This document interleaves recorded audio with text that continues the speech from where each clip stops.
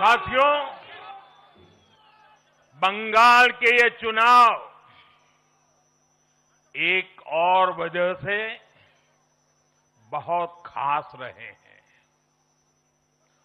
आप याद कीजिए, बंगाल चुनाव के समय कैसी खबरें आती थी।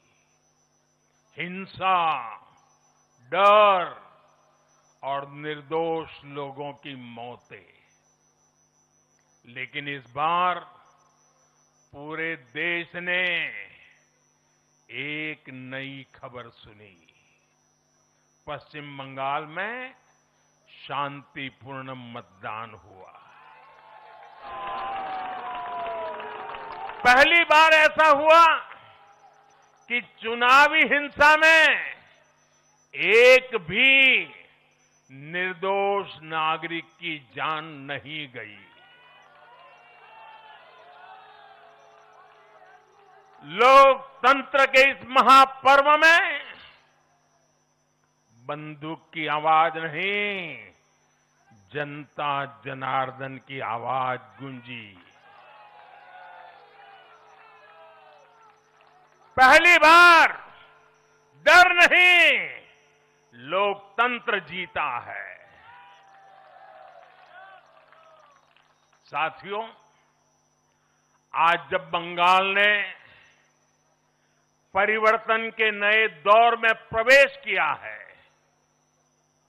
तो मैं बंगाल के हर राजनीतिक दल से एक आग्रह भी करना चाहता हूं। बंगाल में बीते दशकों में राजनीतिक हिंसा की वजह से न जाने कितनी जिंदगियां बर्बाद हो चुकी है। मेरा स्पष्ट मानना है कि आज से बंगाल की चुनावी जो आदतें फैली हुई है,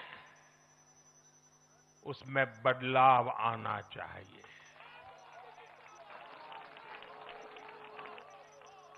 आज जब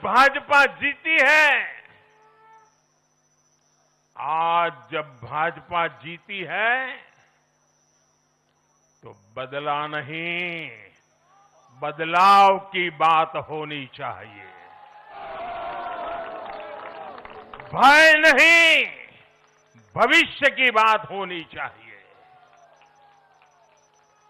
मेरी सभी राजनीतिक दलों के कार्यकर्ताओं से अपील है, आइए हिंसा के इस अंतहीन चक्र को हमेशा के लिए खत्म करें।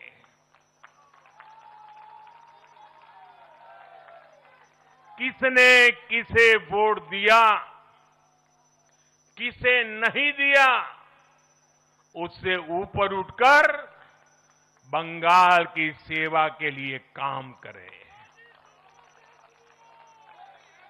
साथियों, इन राज्यों में चुनाव और उसके नतीजों की राजनीतिक एक्सपर्ट्स अपने अपने तरीके से समीक्षा कर रहे हैं।